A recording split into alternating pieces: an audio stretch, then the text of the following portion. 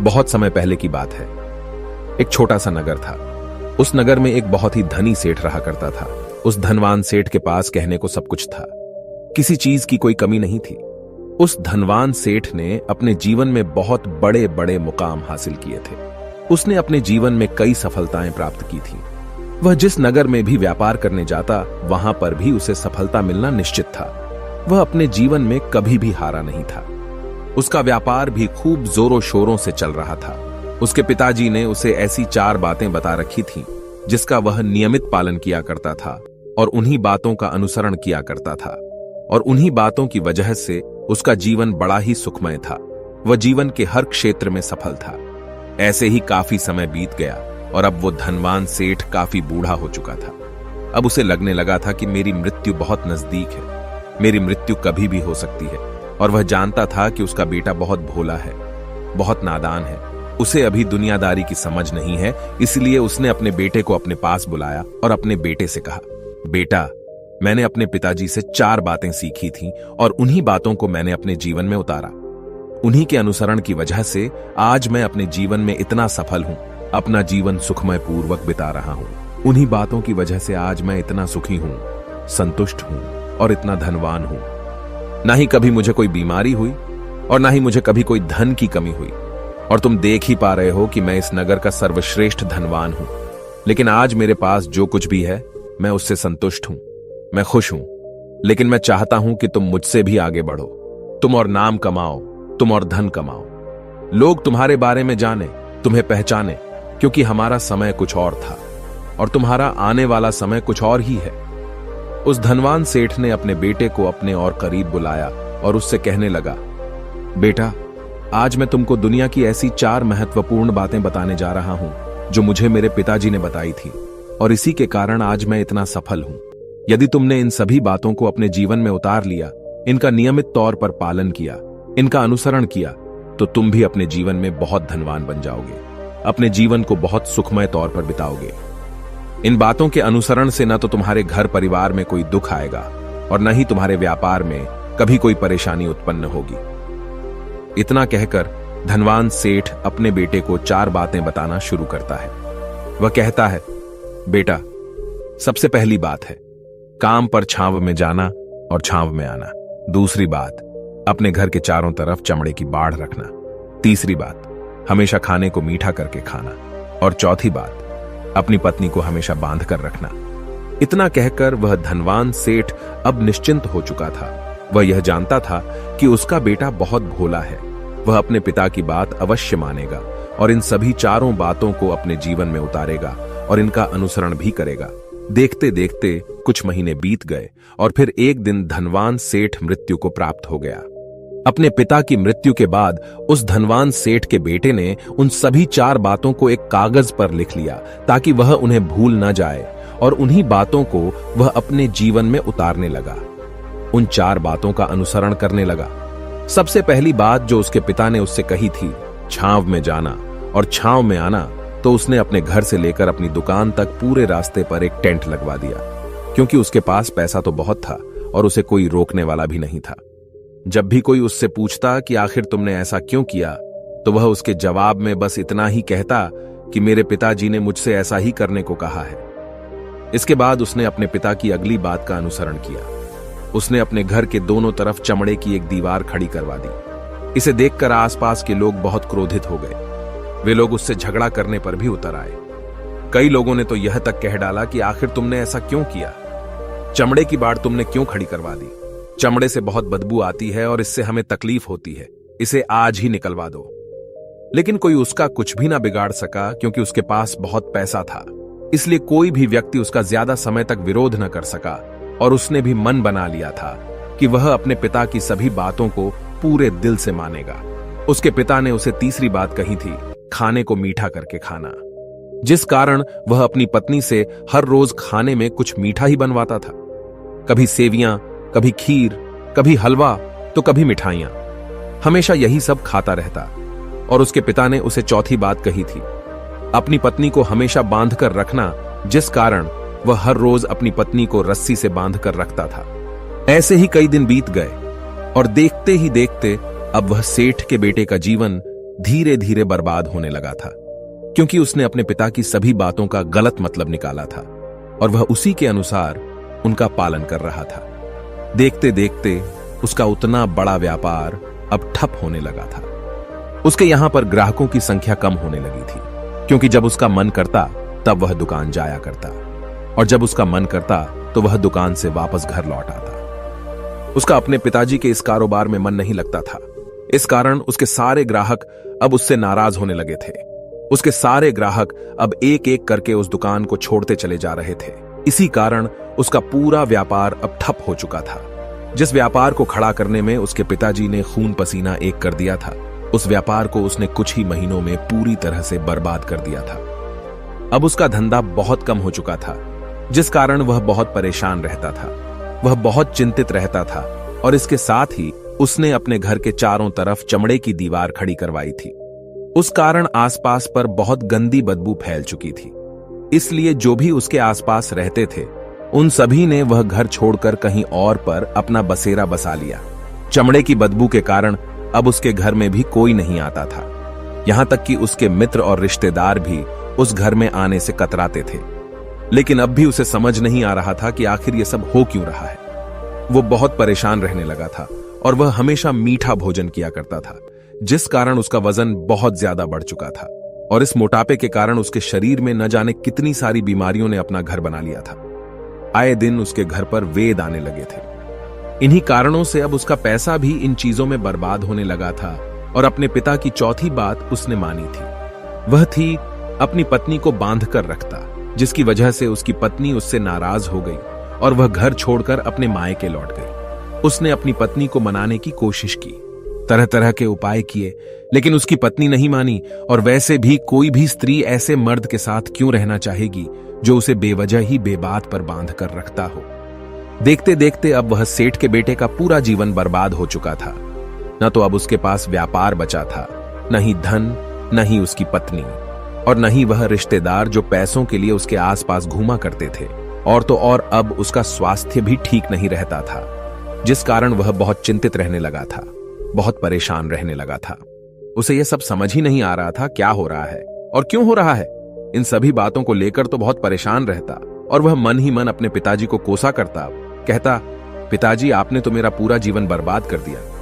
आपकी उन 4 बातों के कारण आज मुझसे मेरा सब कुछ छिन चुका है। न तो मेरे पास व्यापार रहा, न ही धन दौलत, न ही वह रिश्तेदार, न ही मेरी पत्नी, और यहां तक कि मेरे स्वास्थ्य ने भी मेरा साथ छोड़ दिया है। आप ही के कारण आज मेरा पूरा जीवन बर्बाद हो चुका है।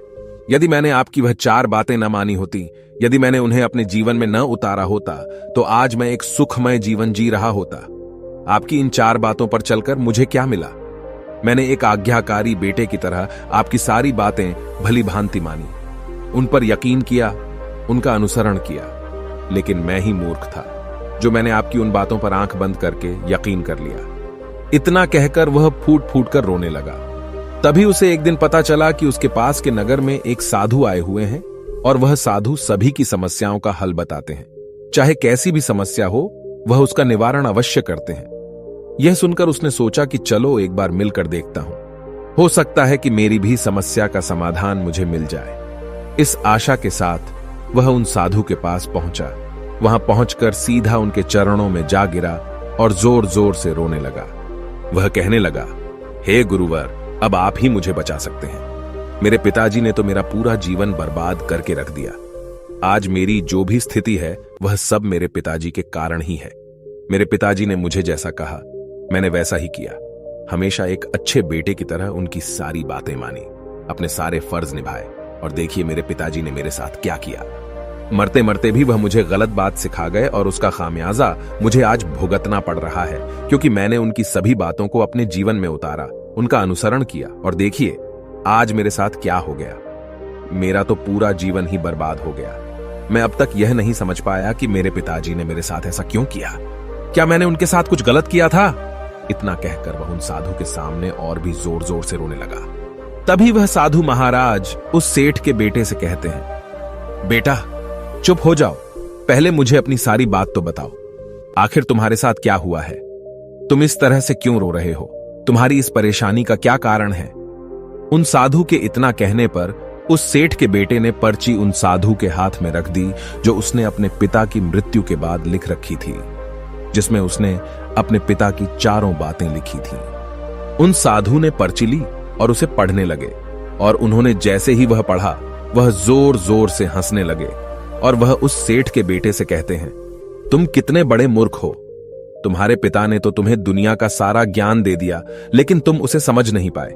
तुम उसका सही तरह से पालन नहीं कर पाए और कहते हो कि तुम्हारे पिता ने तुम्हें गलत राह दिखाई है, तुमने गलत संदेश दिया है। तुम्हारे पिताजी तो तुम्हारी परीक्षा ले रहे थे कि तुम उनकी बातों को समझ पाते हो या नहीं, तुम उनकी बातों का सही मतलब निकाल पाते हो या नहीं। यदि वह चाहते तो इसका मतलब तुम्हें अच्छी तरह से बता सकते थे, लेकिन वह चाहते थे कि तुम इन बातों का मतलब खुद से जानो, खुद से समझो कि इन बातों का क्या अर्थ है। लेकिन अब तो ऐसा प्रतीत होता है कि मानो तुम्हारी बुद्धि बिल्कुल भ्रष्ट हो चुकी है। तुमसे बड़ा मूर्ख मैंने आज तक नहीं देखा। जिसके पास दुनिया का इतना बड़ा ज्ञान हो, वह भला इतनी बड़ी मूर्खता कैसे कर सकता है। तुम्हारे पास कोई ज्ञान नहीं है, तुमने कोई भी ज्ञान अर्जित ही नहीं किया। अगर तुम इन बातों का सही मतलब समझ चुके होते तो तुम भी अपने जीवन में अपने पिता की तरह ही सफल होते, खुश होते, और तुम्हारा जीवन सुखमय तरह से बीत रहा होता। लेकिन तुम इतने बड़े मूर्ख हो कि तुमने अपने पिता की बातों का गलत मतलब निकाल लिया। उन बातों के मतलब के बारे में तुमने सोचा तक नहीं। उन्होंने जैसा कहा तुमने वैसा करना शुरू कर दिया। यदि तुम्हें उन बातों का अर्थ नहीं पता चल रहा था तो तुम किसी ज्ञानी से मिल सकते थे, तुम उससे उस बात का मतलब निकाल लेते। लेकिन जैसा तुमने अपने पिता की इन बातों को समझा है, इसका मतलब वैसा नहीं है। इस पर वह धनवान सेठ का बेटा कहता है, हे गुरुवर, आप क्या कहना चाहते हैं? क्या मैं अपने पिता की बातों को सही नहीं समझ रहा? और वैसे भी इसमें समझने लायक है क्या? उन्होंने तो सब कुछ साफ साफ ही बताया था और मैंने उन्हें अपने जीवन में उसी तरह से उतार लिया। तो फिर मैंने गलत क्या किया है? इस पर गुरुवर एक बार फिर मुस्कुराने लगे और उस सेठ के बेटे से कहते हैं, बेटा, ये जो बातें लिखी गई हैं, इन बातों के पीछे एक गहरा अर्थ है जिसे तुम समझ नहीं पाए। इसी कारणवश तुमने यह मूर्खता कर दी और इसी कारणवश तुमने अपना पूरा जीवन बर्बाद कर लिया। लेकिन अब भी कुछ नहीं बिगड़ा, अब भी तुम्हारे पास बहुत समय है। यदि तुम चाहो तो अब से मेहनत करके भी तुम अपने जीवन में एक बार फिर से वह खुशहाली व समृद्धि सब कुछ हासिल कर सकते हो। इस पर वह सेठ का बेटा कहता है, ठीक है, कृपया करके मुझे उन चारों बातों का मतलब समझाइए। आखिर उन चार बातों का क्या अर्थ है? इस पर साधु सेठ के बेटे को कहते हैं, तुम्हारे पिताजी ने तुमसे कहा था काम पर छांव में जाना और छांव में आना। इसका मतलब यह है सूर्य निकलने से पहले ही तुम दुकान पर पहुंच जाना और सूर्यास्त होने के बाद ही तुम वापस घर आना, जिससे तुम्हें दुकान पर अधिक से अधिक समय मिल पाएगा। तुम उस काम को अच्छी तरह समझ पाओगे, उस काम को अच्छी तरह से कर पाओगे, उस काम को बढ़ाने में तुम अपना दिमाग लगा पाओगे और तुम अपने काम में तरक्की कर पाओगे। लेकिन तुमने तो इसका गलत ही मतलब निकाल लिया। तुमने तो अपने घर से लेकर दुकान तक एक ऐसा टेंट लगवा दिया जिससे तुम छांव में आ सको और छांव में जा सको। अब तुम ही बताओ, क्या तुमने अपने पिताजी की इन बातों का सही मतलब समझा था? यह सुनकर वह सेठ का बेटा जोर जोर से रोने लगा और कहने लगा, हे गुरुवर, मेरी ही गलती थी। मैंने अपने पिता की इन बातों का गलत मतलब निकाला और इसी कारणवश आज मैं पूरी तरह से बर्बाद हो चुका हूं। मैं ही सबसे बड़ा मूर्ख था। मेरे पिताजी ने तो मुझे इतना महत्वपूर्ण ज्ञान दिया था, लेकिन मैं उस हीरे को पत्थर समझ बैठा। आगे वह सेठ का बेटा उन गुरुवर से कहता है कि गुरुवर, दूसरी बात क्या है, उसका अर्थ क्या है? आगे गुरुवर दूसरी बात का अर्थ समझाते हुए कहते हैं, चमड़े की बाड़ करवाना। इसका अर्थ यह है कि तुम अपने घर में कुत्ता या बिल्ली पालना। जब तुम अपने घर में कुत्ता बिल्ली पाल लोगे तो यह तुम्हारे घर की चारों ओर से रक्षा करेगा, जिससे तुम्हारी धन दौलत पूरी तरह से सुरक्षित रहेगी और तुम बेफिक्र होकर दुकान पर मन लगा सकोगे, बेफिक्र होकर दुकान के कामों को समझ सकोगे और तरक्की कर पाओगे।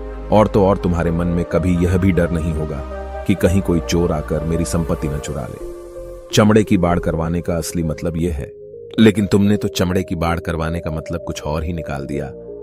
तुमने तो अपने घर की 2 दीवारों को ही चमड़े से पूरी तरह से भरवा दिया, जिस कारण आसपास गंदी बदबू फैल गई। तुम्हारे आसपास के पड़ोसी भी अपना घर छोड़कर कहीं और चले गए। यहां तक कि तुम्हारे मित्र, तुम्हारे सगे संबंधी भी उस बदबू के कारण तुम्हारे घर पर आने से कतराने लगे। और अब हालत यह हो चुकी है कि ना तो तुम्हारे घर पर कोई आता है और ना ही कोई जाता है, और इसी कारणवश लोग तुम्हें नापसंद करने लगे। और तुम्हारी बर्बादी का यह भी कारण है। आगे सेठ का बेटा कहता है, हे गुरुवर, यह सब तो ठीक है, लेकिन यह खाने को मीठा करके खाना, इसका क्या? मैंने इसका भी अर्थ गलत निकाला है क्या? मैंने तो अपने पिता की बातों के कहे अनुसार ही हर रोज मीठा खाया, और आज देखिए मेरा शरीर कितना वजनदार हो चुका है, जिस कारण मुझे अनेक प्रकार की बीमारियों ने घेर रखा है। क्या मैं इस बात को भी गलत समझ रहा था? इस पर वह साधु उस सेठ के बेटे से कहते हैं, हाँ, तुमने इस बात का भी गलत मतलब ही निकाला है। मीठा करके खाने का अर्थ यह है कि जब भी तुम्हें भूख तेजी से लगे तभी तुम्हें भोजन करना है, न उसके पहले और न उसके बाद। अन्यथा यदि तुम्हें भूख न लगी होगी और तुम्हें भोजन मिल जाए तो तुम उस भोजन की कभी कदर नहीं करोगे। वह रोटी तुम्हें कभी मीठी नहीं लगेगी, फिर चाहे वह भोजन कितना भी स्वादिष्ट क्यों ना हो, चाहे भोजन कितना भी लाजवाब क्यों ना हो, तुम उसकी कदर कभी नहीं कर पाओगे, तुम उसका सम्मान कभी नहीं कर पाओगे। किंतु जब एक व्यक्ति को जोरों की भूख लगी होती है तो उसके सामने यदि तुम सूखी रोटी भी रख दो तो भी वह उसके लिए किसी पंचमेल से कम नहीं है। वह उसे प्रेम पूर्वक खाता है, उसका आदर करता है, उसका सम्मान करता है, और वह रोटी उसे मीठी लगती है।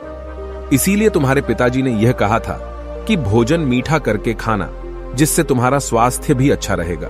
क्योंकि जब एक व्यक्ति को भूख लगी होती है और उस समय पर जब वह भोजन करता है तो वह उसके लिए एक अमृत समान होता है, और वहीं पर जब किसी व्यक्ति को भूख न लगी हो और ऐसे समय पर वह भोजन करता है तो वह उसके लिए विष समान है, वह उसे बहुत नुकसान पहुंचा सकता है। लेकिन तुमने तो इसका भी गलत मतलब निकाला था। तुम हर रोज मीठा खाने लगे, जिस कारण तुम्हारा वजन बढ़ने लगा, और इसी कारणवश तुम्हारे शरीर में अनेक रोग ने अपना घर बना लिया और यह तुम्हें मृत्यु के करीब ले जा रहा था। इसलिए आज से जब भी तुम्हें जोरों की भूख लगे तभी भोजन करना तुम्हारे लिए अत्यधिक फायदेमंद होगा और तुम्हारे शरीर को हमेशा निरोगी बनाने में तुम्हारी मदद करेगा। और जब भी तब भोजन की आवश्यकता न हो, तुम्हें भूख न लगी हो, ऐसे समय पर भोजन कभी ना करना। यह तुम्हारे लिए बहुत नुकसानदायक साबित होगा, और यही तुम्हारी तीसरी गलती थी, जिस कारण तुम्हारा पूरा जीवन बर्बाद हो रहा था। आगे सेठ का बेटा कहता है, चौथी बात तो बिल्कुल साफ लिखी गई है, अपनी पत्नी को हमेशा बांध कर रखना, तो इसका अर्थ भी कुछ और है। क्या मैंने इसका भी गलत मतलब निकाला है? इस पर साधु कहते हैं, हां बेटा, अपनी पत्नी को बांध कर रखने का अर्थ यह नहीं है कि तुम रोज रस्सी से बांध कर रखो, बल्कि इसका अर्थ तो यह है कि जब भी तुम दोनों के बीच में कोई आपसी मतभेद हो जाए, कुछ नोक झोंक हो जाए, तो तुम अपनी पत्नी पर हाथ मत छोड़ना। जब तक एक स्त्री का पति उसके साथ रिश्ते में बंधा होता है तो वह अपने रिश्तों में बंध जाती है और वह अपने रिश्ते को पूर्ण तरीके से निभाने का हर मुमकिन प्रयास करती है। और ऐसे समय पर यदि तुम्हारे बीच कुछ नोक झोंक हो जाए, कुछ गलतियां हो जाए, और ऐसे समय पर तुम उस स्त्री का हाथ नहीं छोड़ते, तो वह तुम्हें छोड़कर कभी नहीं जाएगी। लेकिन इसका अर्थ यह भी नहीं है कि तुम अपनी पत्नी पर अत्याचार करो, बल्कि तुम्हारे पिताजी यहां पर कहना चाहते थे कि जो भी कोई व्यक्ति तुम्हारे साथ किसी रिश्ते में जुड़ा हुआ है, उसे अपने रिश्ते में इस तरीके से बांध लो कि वह तुम्हारे साथ झगड़े और नोक झोंक के बाद भी नुकसान न पहुंचा सके, वह तुम्हारे साथ कुछ गलत न कर सके और तुम्हारा फायदा न उठा सके। अपने रिश्तों को हमेशा बांध कर रखना, उन्हें खुला मत छोड़ना, अन्यथा वह तुम्हारे हाथ से फिसल जाएंगे। और हम में से अधिकांश लोग अपने जीवन में यही गलतियां करते हैं और अपने नए रिश्तों को कभी समय नहीं देते, जिस कारण उनका रिश्ता उतना मजबूत नहीं हो पाता, और इसी कारणवश वह अपने रिश्ते से हाथ धो बैठते हैं। और यही गलती तुमने भी की। तुमने तो अपनी पत्नी को बांध कर रखा था, तो भला वह तुम्हें कैसे माफ कर सकती है? और यही कारण है कि वह तुम्हें छोड़कर चली गई। तुमने जो अपनी पत्नी के साथ किया वह माफी के लायक नहीं है, लेकिन तुम्हें अपनी पत्नी से माफी मांगनी चाहिए, क्योंकि तुमने गलत किया है। इसलिए जाओ और अपनी पत्नी से माफी मांगो, उसे वापस घर लाओ। और यही वह 4 बातें थीं जो तुम्हें तुम्हारे पिता ने समझाने का प्रयास किया था, लेकिन तुमने इन सभी बातों का गलत मतलब निकाला और इसी कारणवश तुम पूरी तरह से बर्बाद हो गए। किंतु अभी भी तुम्हारे पास बहुत समय है। यदि तुम इन सभी बातों का सही से अनुसरण करते हो तो तुम अपने जीवन में एक बार फिर से वह सब कुछ हासिल कर सकते हो जो तुमने खोया है। ये सारी बातें हमारे जीवन की पूरी परेशानियों का समाधान है। तुम किसी भी तरह से इनको देख सकते हो। यदि तुम कामयाब होना चाहते हो तो तुम्हें मेहनत करनी ही होगी। सूर्य निकलने से पहले तुम्हें अपने घर से निकलना होगा और हमेशा सूर्य के ढलने के बाद ही तुम्हें घर वापस लौटना होगा, ताकि धन दौलत को कोई तुमसे छीन न ले। तुम्हें अपने रिश्तों को कुछ इस तरीके से बांधना होगा ताकि वह रिश्ते तुम्हें परेशान न करें, तुम्हें तकलीफ न पहुंचाएं, तुम्हारा फायदा न उठाएं। और हमेशा एक अच्छा और स्वस्थ भोजन करना जब तुम्हें भूख लगी हो, ताकि तुम्हें जो भी सांसें मिली हैं तुम उसे खुशी खुशी जी सको। और अपने रिश्तों को हमेशा बांध कर रखना, उन्हें खुला मत छोड़ना, अन्यथा वह तुम्हारे हाथ से फिसल जाएंगे। और अपने घर में अवश्य ही कुत्ते या बिल्ली को जरूर पालना, ताकि तुम्हारा धन हमेशा सुरक्षित रहे। इन सभी बातों का अपने जीवन में अनुसरण करने के बाद तुम अपने जीवन में सब कुछ एक बार फिर पा सकते हो, जो तुमने आज तक खोया है। और हो सकता है कि तुम इससे भी अधिक उन्नति कर पाओ, इससे भी अधिक समृद्धि पा सके, अपने जीवन को खुशहाल और सुखमय बना सके। इतना कहकर साधु शांत हो गए और सेठ का बेटा भी अपनी सभी गलतियों को समझ चुका था। उसने उन गुरु को प्रणाम किया और वापस अपने घर लौट गया। उसने उन सभी चारों बातों को अपने जीवन में उतारा, उनका सही सही अनुसरण किया। उसके बाद से उसके जीवन में सकारात्मक प्रभाव दिखने लगे। वह एक बार फिर से अपने व्यापार को खड़ा करने में सफल रहा। वह एक बार फिर से अपनी पत्नी को घर लाने में सफल रहा। और देखते ही देखते उसका जीवन सुखमय और आनंदमय हो गया था। दोस्तों, उम्मीद करता हूं आपको ये कहानी पसंद आई होगी। तब तक के लिए आगे बढ़िए, हिम्मत कीजिए और तोड़ दीजिए सारे बंधनों को।